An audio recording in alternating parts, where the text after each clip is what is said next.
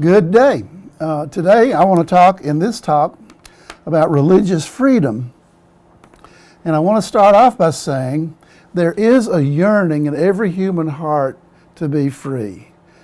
I think God has put into us a desire to be the most full expressions of ourselves possible. Indeed, that's one of the things that the Holy Spirit does once we're born again. We actually become the authentic version of ourselves that God created us to be, and the Holy Spirit leads us in a process of sanctification that doesn't suppress human personality, but actually releases that. And that can only happen in the context of human freedom. So I'm going to argue today that this is a vital thing for human thriving, and where that doesn't happen, you have a basic hellscape. The basic narrative of the Old Testament, the organizing narrative, is the exodus of the Hebrew children from the bondage in Egypt into the land of promise, in the promised land, of course. And so God appoints Moses to say to Pharaoh, the king, "Let my people go." The first time he goes to Pharaoh, he says, "Let my people go out for 3 days.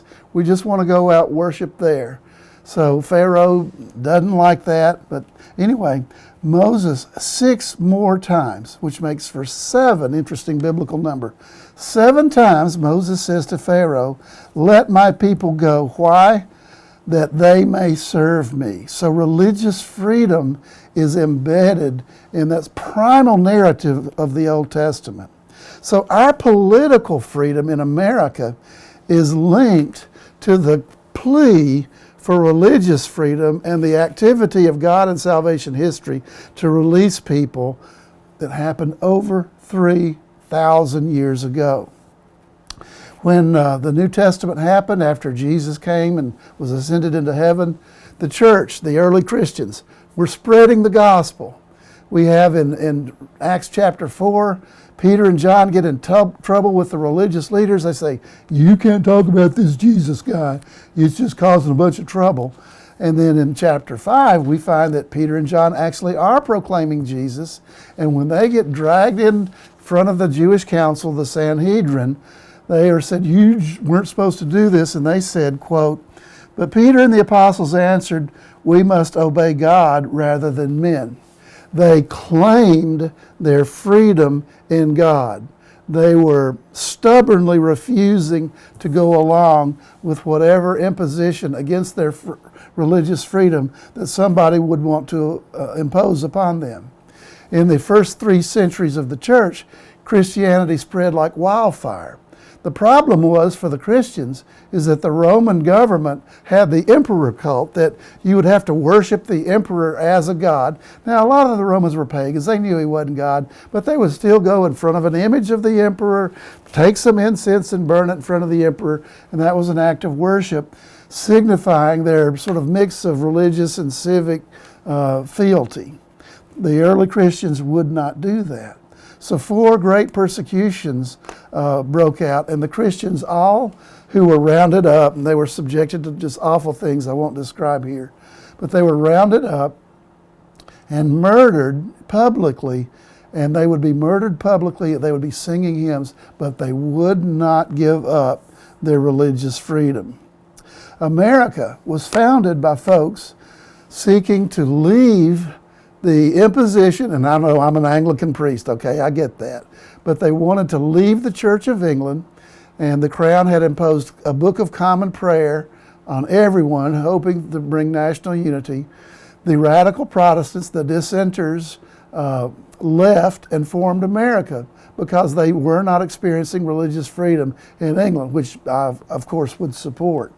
And so this nation has in its DNA a strong impulse toward guarding religious freedom, so that by the time we come around to the American Revolution and a Constitution gets written, there's an amendment to the Constitution. The first 10 amendments are called, of course, the Bill of Rights. Guess what shows up in the first sentence of the first amendments? May I quote? "Congress shall make no law respecting an establishment of religion, or prohibiting the free exercise thereof, or abridging free speech, or of the press, or of the right of the people peaceably to assemble, and to petition the government for a redress of grievances. So the first right of Americans named in the Bill of Rights, in our Constitution, is religious freedom. The Establishment Clause says the government can't establish their own favorite religious expression. In England, it was the Church of England. In Germany, the Lutheran Church. Other places, the Catholic Church. Everybody was on a level playing field, and the government could not favor one religious group over another. These days, including Muslims and Jews, of course.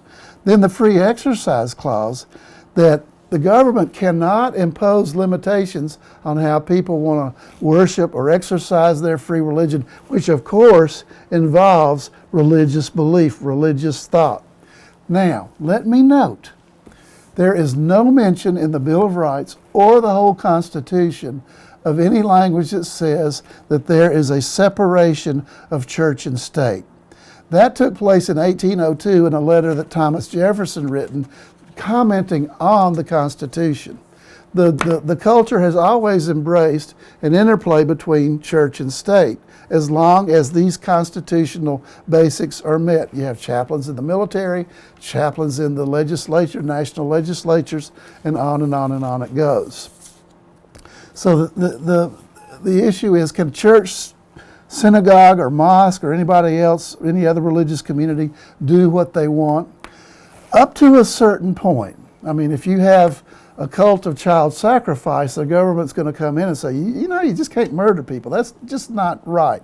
So there is a principle of law called the government can allow free expression of religion unless there's a compelling interest to limit that. And of course, doing harm to other people would be that thing. Religious freedom, though, right now is under attack.